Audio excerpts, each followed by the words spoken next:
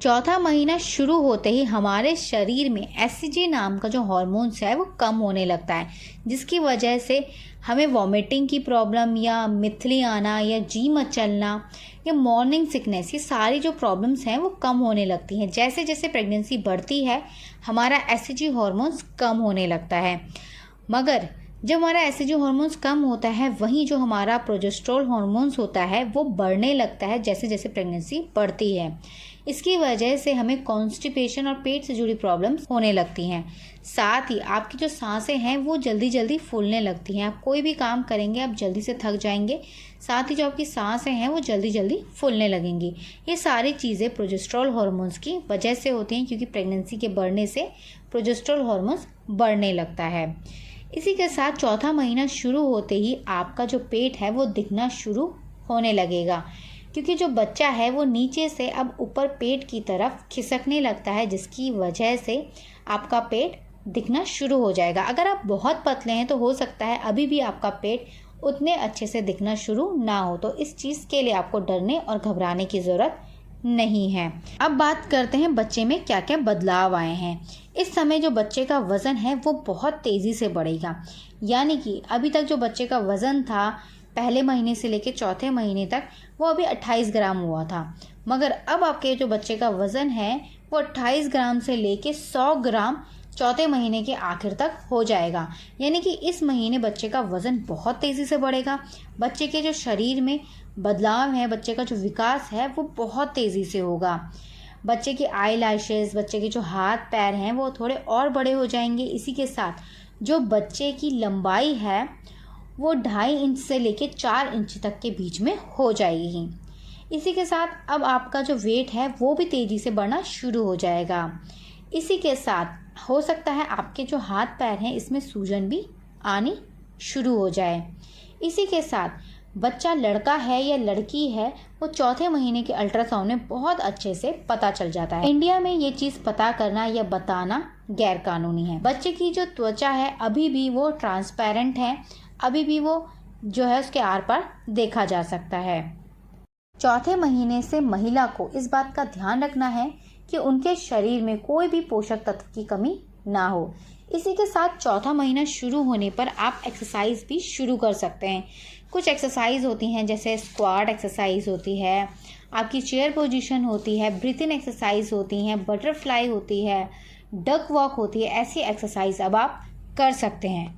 ऐसी एक्सरसाइज आप कर सकते हैं, मगर एक्सरसाइज करने से पहले डॉक्टर की सलाह और राय लेना बहुत ज़रूरी होता है। तो अगर आप एक्सरसाइज करें तो डॉक्टर की परमिशन से करें। उसी के साथ आप योगा करना, वॉक करना चौथे महीने से कंटिन्यू शुरू कर दें। ऐसा करने से आपकी जो प्रेगनेंसी है वो हेल्दी होती है, नॉर्मल डिलीवरी के जो चांस हैं वो बढ़ने लगते हैं और आपका और बच्चे का वज़न सही से बढ़ता है और सही से विकास होता है। चौथे महीने से आप अपने घर के सारे काम कर सकते हैं। आप जितना ज़्यादा एक्टिव हो सकते हैं आपको होना चाहिए, मगर अगर आपका शरीर जल्दी से थक जा रहा है, आप काम नहीं कर पा रहे हैं, तो वहाँ पर आपको रेस्ट भी करना है।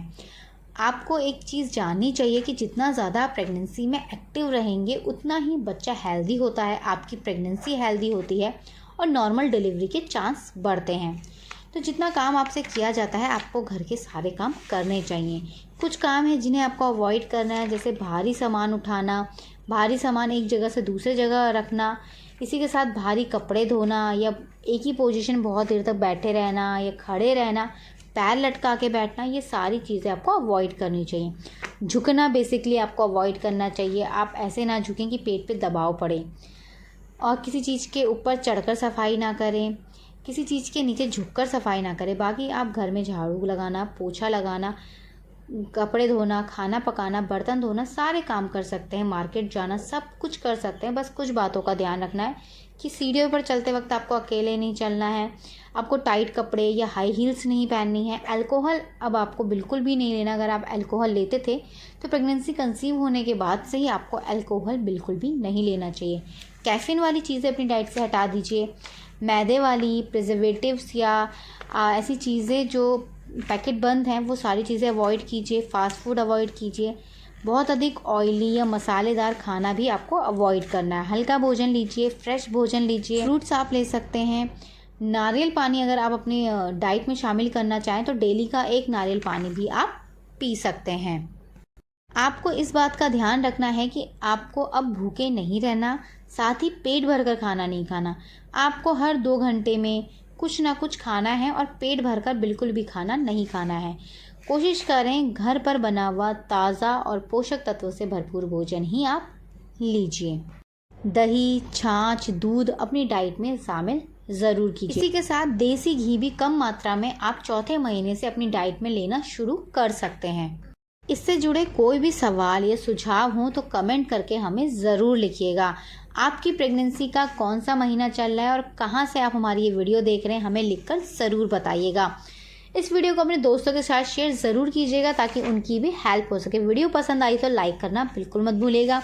अगर आप पहली बार हमारे चैनल पर आए हैं तो हमारे चैनल को सब्सक्राइब ज़रूर कीजिएगा। फेसबुक पर देख रहे हैं तो फॉलो कीजिएगा ताकि आपको प्रेगनेंसी से जुड़ी ऐसे ही इंपॉर्टेंट वीडियोस मिलती रहें और आपकी प्रेगनेंसी हेल्दी रहे और आपका बेबी भी हेल्दी रहे। हमारी वीडियो को पूरा देखने के लिए आप सभी का धन्यवाद। मिलते हैं आपसे नेक्स्ट वीडियो में, तब तक के लिए अपना ध्यान रखिएगा। धन्यवाद, नमस्कार।